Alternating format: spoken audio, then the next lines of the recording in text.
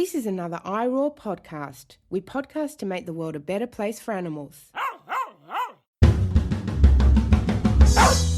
Dr. Siobhan O'Sullivan does like knowing animals. Dr. Siobhan O'Sullivan does like knowing animals. Hello everyone and welcome to Knowing Animals. Knowing Animals is a podcast in which we speak to animal studies scholars about a piece of their work. I'm Josh Milburn and I do like knowing animals. This episode of Knowing Animals is brought to you by AASA, the Australiasian Animal Studies Association. One of the great things about being a member of AASA is receiving regular newsletters, with all kinds of time-sensitive calls for papers, prizes, job opportunities and more, and especially their Animail member magazine, which was relaunched with a new look last year. If you're a member, as I am, you'll get all these straight to your inbox. The episode is also brought to you by the Animal Publics book series from Sydney University Press. This is a series of academic books about animal studies, covering a range of disciplinary perspectives and asking a lot of central questions. I noticed, for example, that the collection Engaging with Animals, Interpretations of a Shared Existence asks many of the questions we'll be discussing today concerning what we can learn about human-animal relationships from engaging with literature. So let me introduce today's guest. When I started producing episodes of Knowing Animals, I hoped that, once face-to-face recording was practical, I'd be able to interview lots of colleagues at the University of Sheffield. Sheffield hosts SHARC, the Sheffield Animal Studies Research Centre, and for that reason became a bit of a home away from home for Siobhan. I'm now finally interviewing a Sheffield colleague, but cruelly we're recording online, and ironically, by the time you hear this, I'll no longer be based at Sheffield, having moved to a lectureship at Loughborough University. Nonetheless, I am thrilled to introduce you to Dr Dominic O'Key. Dominic is a Leverhulme Early Career Fellow in the School of English at Sheffield, where he's working on a project provisionally called Post-Colonial Pests. Today, however, we're going to talk about his book Creaturely Forms in Contemporary Literature, Narrating the War Against Animals, which was published by Bloomsbury in 2022. Welcome to the podcast, Dominic. Hi, Josh. Thanks for having me. So can you start by telling me what inspired you to write this book? First, congratulations on the lectureship. Oh, thank you. That's great. Creaturely Forms in Contemporary Literature, it began as a PhD project at the University of Leeds, but it has since mutated and transformed into this book. The initial impetus for the project came out of a desire, firstly, to explore simply how writers write about animals, how they incorporate animals into their writing, and what sort of limits and possibilities are there within literary fiction for doing so. So that's kind of one impetus, and another is really to investigate the many ways in which literary works can reveal to us many of the features and contradictions of human-animal relations broadly. So yeah, it began as a PhD, and I completed that back in 2019, and then got hard at work on the manuscript to try and make it ready for a book. So a framing that you use for this book is the idea of the war against animals. Now this will be familiar to lots of listeners who've read Derrida or Dinesh Waddiwell's work. And I think a natural question when we encounter this idea of the war against animals is this a metaphor, or do you mean that there is literally a war against animals? And what would that mean? Yeah, so, well, the war against animals is a phrase which I have taken from, as you said, the work of Jacques Derrida and Dinesh Waddiwell, but also it's something that I trace back in the book to kind of different ideas of the war on. And Rachel Carson famously described American pesticide usage as a war against nature. The phrase is kind of a mainstay of ecological discourse, whether it's specifically about animals or the environment. And I think that it's useful insofar as it pushes us to think seriously about the power relations, first and foremost, but also the specific practices which are animating and structuring human-animal relations. So is it real or is it a metaphor? Well, there is something metaphoric about it insofar as it's a governing metaphor that I use throughout the book. It's something that helps us think globally and historically about all the various heterogeneous practices which comprise human-animal relations and the violence often that animates it. But it is real insofar as that's what it refers to. It's not to suggest that there's a war room somewhere in which 5 generals have blueprints that dictate some kind of human-wide war against animals. I'm not interested in saying that all humans are waging a war against animals. But what I will say is that things like the meat and dairy industry, the fishing industries, among many others, are, whether in their pursuit of profit from animal bodies, are waging a kind of war. And so basically what I'm thinking there in the book is, well, in what ways can we reveal this war and can we challenge it? And I think that literature, the novel form, etc., literary works do offer key sites of revelation, demystification of that war. They make it present, they make it visible. And then also they offer us ways of thinking against it and trying to, well, construct better human-animal futures that would be less violent, less warlike. Yes, I really want to ask you about those alternative futures and the role that the novel plays. But I wanted to ask as well a little bit more about the war against animals, because you come up with an idea that I've not heard before. And this is, you adapt the idea of the war against animals and you frame the war against the animal. What do you mean by that? Yeah, so that's one of the ways in which I'm trying to take this concept and recuperate it in line with discourses which actually pertain to human social relations. So it's become quite popular in vegan and animal studies discourses to try and link the liberation struggles, for example, of animals and marginalized groups. So for a long time, the dreaded question was about these comparisons, right? Dreaded comparisons between human and animal violences, sufferings, or vulnerabilities.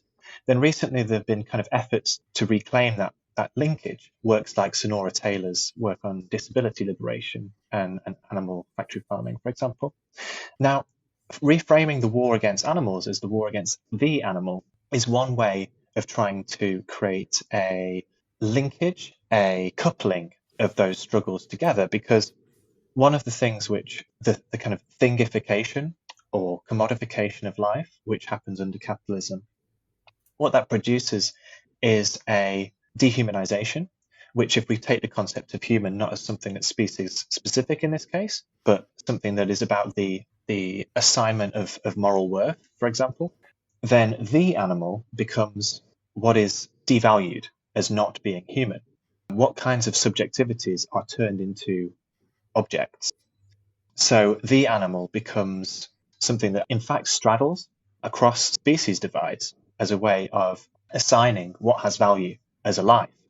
And so by stretching this concept of the war against animals, so specifically there meaning non-human species, towards the war against the animal, one of the conceptual things I do in the book is think about the wide devaluation of human life, which happens at the same time in the same places, in different places, as the devaluation of animal life. But in a lot of the book, you're not actually talking about animals or the animal. You're talking about creatures and creatureliness. So what is this idea of creatureliness and how does that relate to the war against animals? Yeah, it's a great question. Well, the creaturely is a concept which has a long and storied usage. The term creature can be traced back to meaning a created being.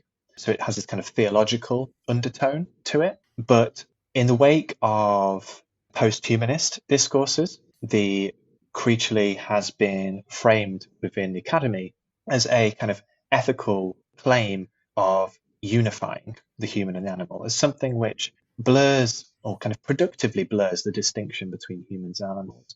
A creature could be, a poor creature, something, if you were to read a Dickens novel or a George Eliot novel, lots of poor children are referred to as little creatures. But at the same time, creature is obviously something associated with animality. and we have fellow creatures on this earth, those which might not be human. So I think the creaturely is a interesting and generative term insofar as in its usages and its manifestations in various places, it can refer to humans or animals. And within literature itself, I think one of the things that's nice about using the word creaturely is that you can get at the createdness of literature. That literature is not something that happens out there in the environment, but is in fact the work of people. And these people do create characters, plots, scenarios, and they map them out across 100, 200 pages, across a poem, across a novel. And so the creaturely in this book that I've written can be taken as something that is there to challenge the separation of humans and animals on the one side, but on the other is there to actually delve into what happens in the creation of literary characters. As I was reading your book, I was left wondering what the relationship between the category of animals and the category of creatures is. So, is this a creature? Is that a creature? Is this an animal? Is that an animal? If it was a Venn diagram, where do different things go? Is there a complete crossover? Is there a partial crossover? And I suppose you would say that it's not quite so concrete. It depends on why we're looking at them and why we are thinking about the categorization in the first place. Yeah, so the concept of the creature that I'm using in the book, I'm taking it from various places, the work of Walter Benjamin, for example, but even more recently, books by Anat Pick and Eric Santner all mobilize this term creaturely to trouble and blur the distinction between humans and animals in modernity or in industrial modernity.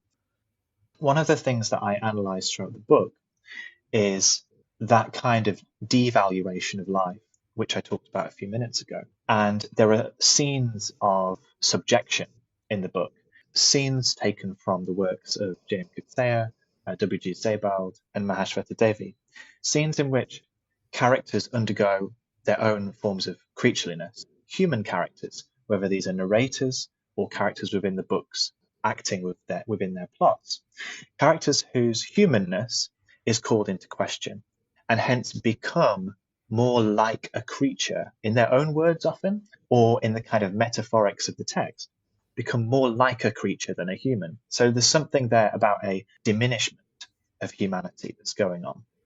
And of course, that humanity is not something that's biological here, but it's about their social status. These books that I'm analysing often have scenes in which people's social status is called into question, that they realise they might have to give something up. They might have to transform who they are. And that calls into question something about their humanness in some way. And it's often animals that actually call that into question. Scenes of encounter, scenes in which they see violence against animals or think about violence against animals. These are literary characters who then, by encountering other creatures, fellow creatures, actually become more creaturely themselves, start to see the connections between them as human and other animals. So when you talk about the Venn diagram, what is this? Is there a Venn diagram here? Well, maybe there's some sort of umbrella in which you have a creature, and a creature can include the human and the animal. But equally, you can imagine some sort of Venn diagram in which all animals are creatures, but also in certain cases, humans are too. So the creature is kind of this all-encompassing term. Well, I'm glad you've raised this question of the literary text you're looking at, because this is ultimately a work of literary theory and literary scholarship. And one of the big calls that you make in this book is a call for literary animal studies to pay much more attention to form. So could you explain what you mean by this? Or alternatively, perhaps you could demonstrate what you mean by this by talking us through some of the particular authors and texts that you look at and the way that they deploy certain forms. The first thing to say is that animals, in a way, are almost everywhere in literature, the history of literature. Yet to this day, literary theory and criticism remains fundamentally humanistic in its outlook. Now, in recent years, the field of literary animal studies has challenged this status quo by exploring many of the ways that animals are represented within literary works. But one of the things I wanted to do in the book was question both the kind of tacit humanism of literary criticism and this predominantly representational or thematic focus of existing work in literary animal studies. And so doing so led me towards the idea that there is a relationship between literary form and human-animal relationships, a kind of link that needs theorizing and analyzing. So I'm making the case throughout the book that things like plot, narrative, syntax, dialogue, characterization, even images and intertexts all come to inform how a particular literary work thinks the problem of human-animal relations, how a literary text deals with what it means to live in a world with other animals. So what is this relationship then between literary form and the politics of representing animals? And what does this mean for human-animal relations? Well, let me give an example. So one of the most discussed writers, even within literary animal studies, is the South African Nobel Prize-winning author, J.M. Coetzee, someone whose work is deeply indebted to animal rights literature, for example, Peter Singer's work. And he's someone who, in his life outside of writing creative fiction, has engaged in numerous, even academic dialogues on animal ethics. Now, within the kind of world of post-colonial literary studies and within animal studies, Coetzee's work has often been taken as experiencing something of a turn towards animals, that in the 90s he began writing about animals in a way in which he hadn't before. And this is, of course, absolutely correct. It's something that he does. But one of the things that I wanted to do in my chapter on Coetzee was actually think, well, when that turn towards animals happens in about 1990, when it happens thematically, when the content of his works starts becoming about animals, what happens to the style of his works? What happens to the form? What happens to the way that he writes? How that he writes? Does it change? And so what I do in that chapter is try and think of Coetzee's animal turn as an experiment with new kinds of writing which can incorporate or bring into them animals in various ways. And so two of his texts, Disgrace, a novel, and Elizabeth Costello, a kind of semi-novel, they both give the readers different ways of approaching the question of animal and the question of human-animal relations. The first is a novel, more of a conventional realist novel that in fact is so conventional that it tells you that it's a realist novel. The other is metafiction. It's a metafictional account of a woman, a vegetarian woman, who is a novelist like Coetzee, who makes cases for animals in public settings, often to the anger of her interlocutors. Now, both of these novels then are not just about animals. The first mostly associated with guard dogs in South Africa. The second with a woman who is thinking about factory farming and what she perceives to be the horrors, the evils of it.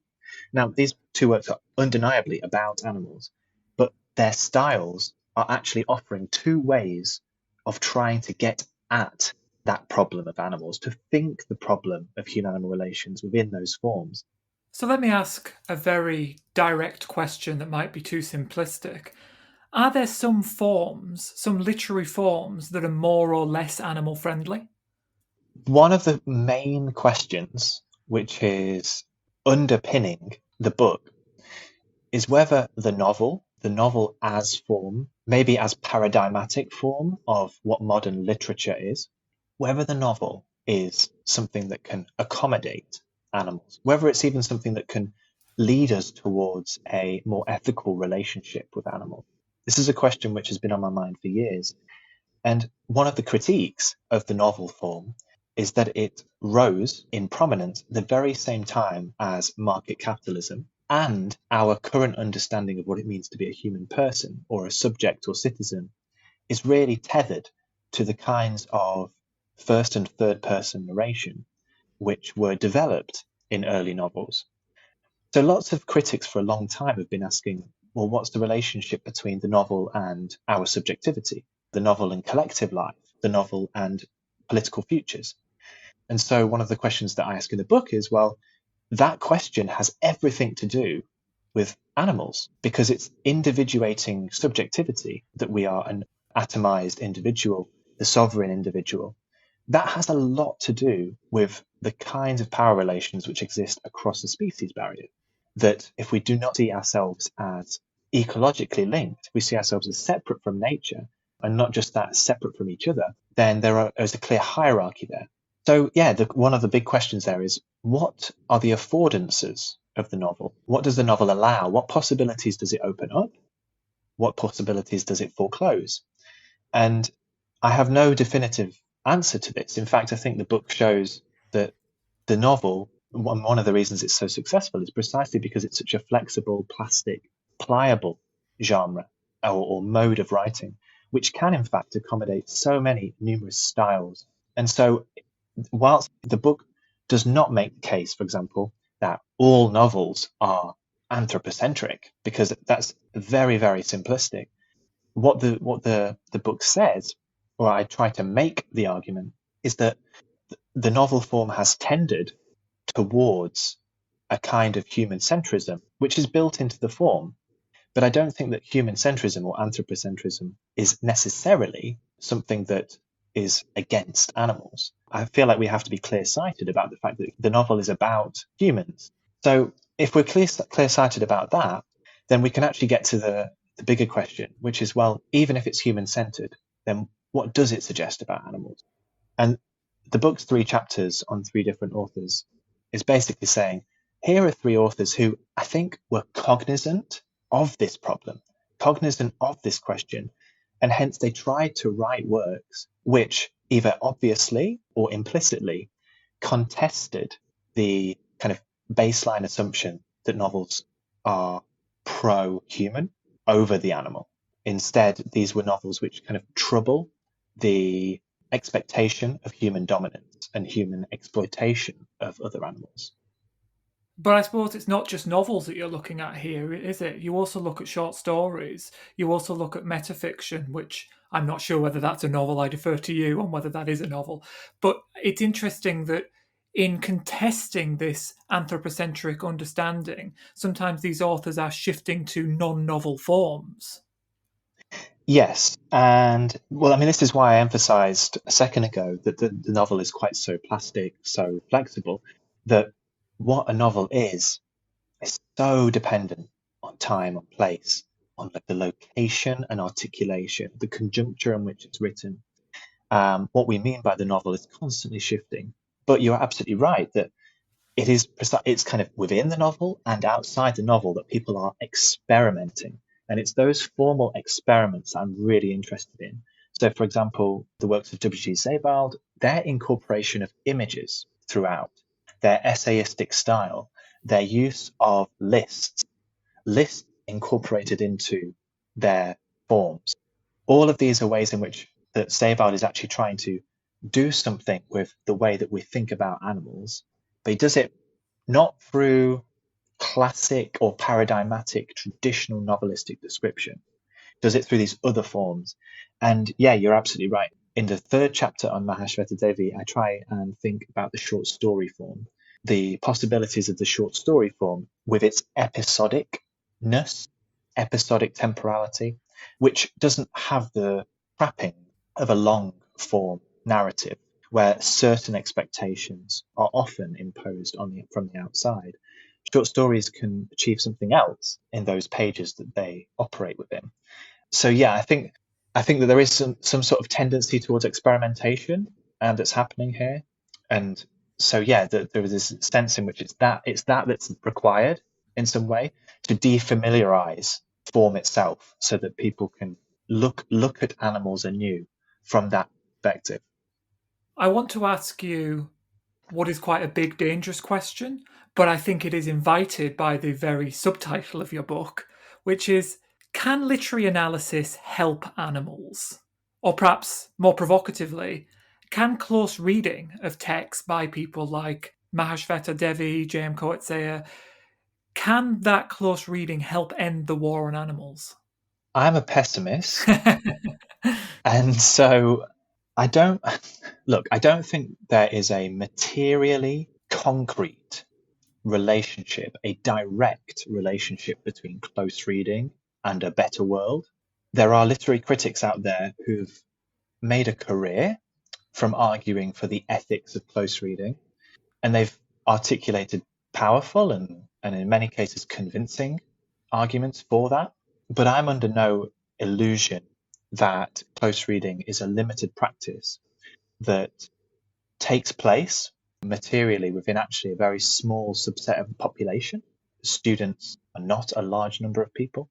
Close reading is taught to even less or even fewer of them. So I'm definitely not here to wave some sort of red flag for the radicality of doing close reading. And yet at the very same time, I want to hold on to close reading as something that is very revelatory. Close reading trains a kind of patience and egolessness, which does, under certain circumstances, take us outside of our human selves and couple us ethically with our fellow creatures. Yeah, I don't know if that's an adequate answer, but I want to simultaneously reveal the clear limits close reading, to be very sober in my analysis of, okay, this is a very, very limited practice, and yet hold on to what it really can do. And because I think otherwise, what are you left with? Of course, I agree with you entirely. And this is a question that I ask people from a range of different disciplinary perspectives. And let me be clear, I grapple with it in my own work, you know. Of course, I study philosophy because I think it matters. I teach philosophy because I think it matters. Although I have certain crises in that I now sit in politics departments rather than just philosophy departments. However, at the same time, I recognise that there are limits to what the close analysis of arguments and, again, kind of close reading of particular kinds of texts can offer the world. And so, like you, I sometimes feel quite pessimistic. Other times I feel like I'm being realistic. And then sometimes in my happier moments, I think, no, this is going to change everything. So it is refreshing to have these conversations. And it is, I think, important, especially in an animal studies environment, which is inherently interdisciplinary, that we are clear about what our disciplines can and can't do. And we need to be careful that particular subdisciplines of animal studies don't take over and don't say, well, this is the only way to do animal studies, this is the only way that matters. I think we need to have a lot of different approaches to these questions, which might include some that from the outside might not be doing much that's important. And I'm not saying that's either of us, but maybe to some listeners it is. Maybe to some listeners, the work I'm doing or the work you're doing doesn't sound that valuable. So I think it's worth asking these questions and addressing it head on.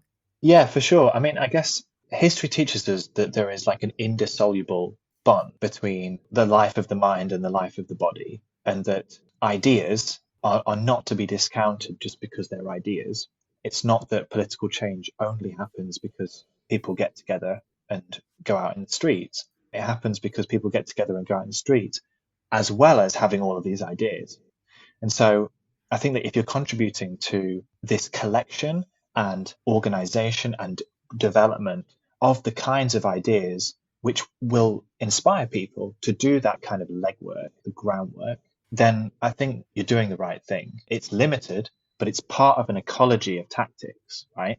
It's part of a wider network, which would be impoverished if it was literally just the material side. It needs both. It needs imagination.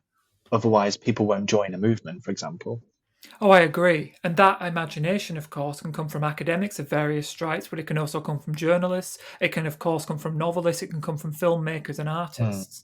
And so I think that as well as this diversity of academic fields, we also need these diversities of styles of writing. And perhaps you and I are firmly at the academic end or somewhat at the academic end, whereas we need to welcome people who are at the more creative end or at the more journalistic end or what have you. Now, Dominic, you're actually a returning guest on Knowing Animals, which means, quite unusually, you are asked 4 quick questions instead of our usual 5 quick questions. So are you ready for your 4 quick questions? Yeah, bring it on. What's been the most satisfying or rewarding aspect of conducting animal studies research? What's been a constant source of joy? Well, meeting new people, building relationships and communities. That's absolutely a very rewarding aspect.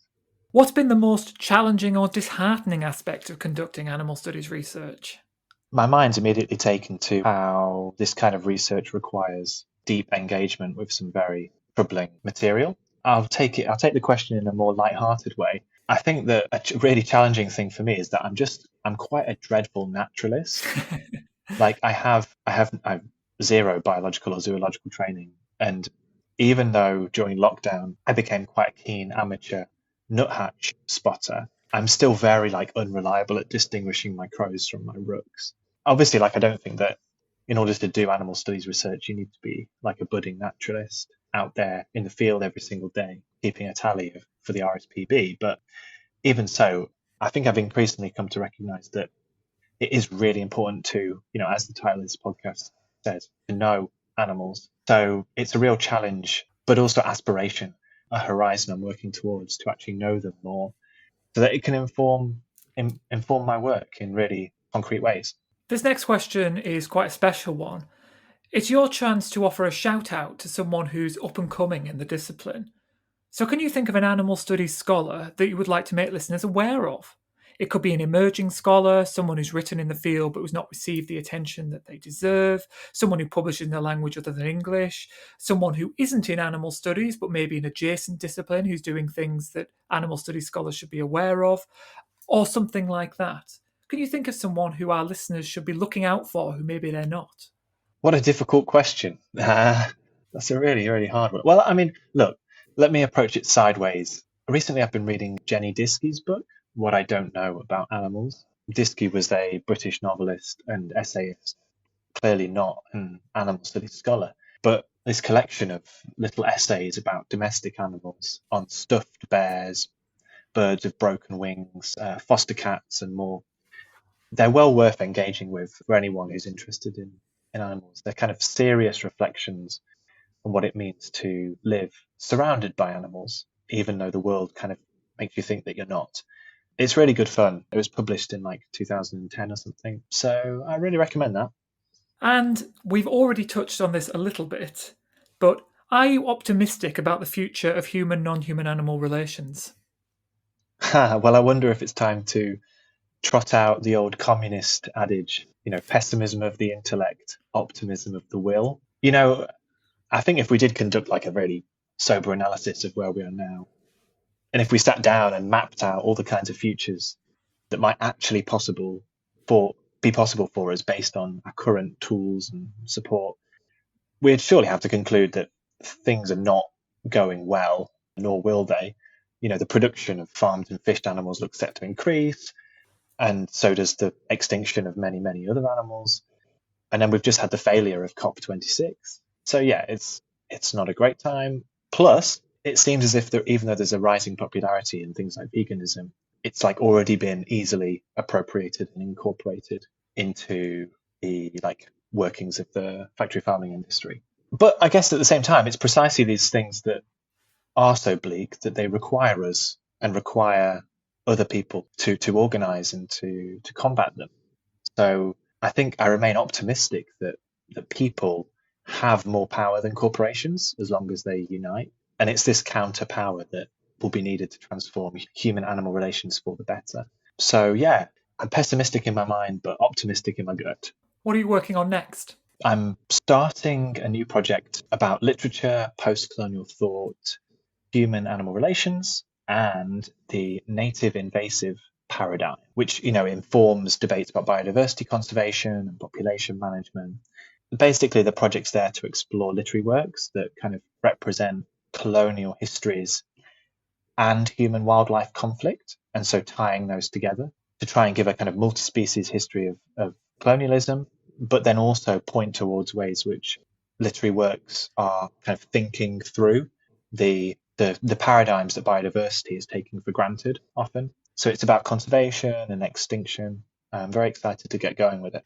And how can people find out more about your work? Well, they can't. Well, they can, but I don't really use Twitter anymore. So that seemed to be the main way that I would connect with people before. But I recommend them just put my name into Google if they're interested, and they will find probably way too much about me. Well, thanks so much, Dominic, for joining us for this podcast. Thanks very much for having me. It's been a pleasure. And thank you, listeners, for joining us for Knowing Animals, the podcast where we talk to animal studies scholars about their work. You can follow us on Twitter at knowing_animals or on Facebook at Knowing Animals. You can also follow me on Twitter at Josh L. Milburn or on Instagram at A Vegan Philosopher. Don't forget to tell others about us and to review the podcast. Reviews make it easier for others to find us. I'm Josh Milburn, and I do like knowing animals. For more great iRaw podcasts, visit irawpod.com. That's IROARPOD.com.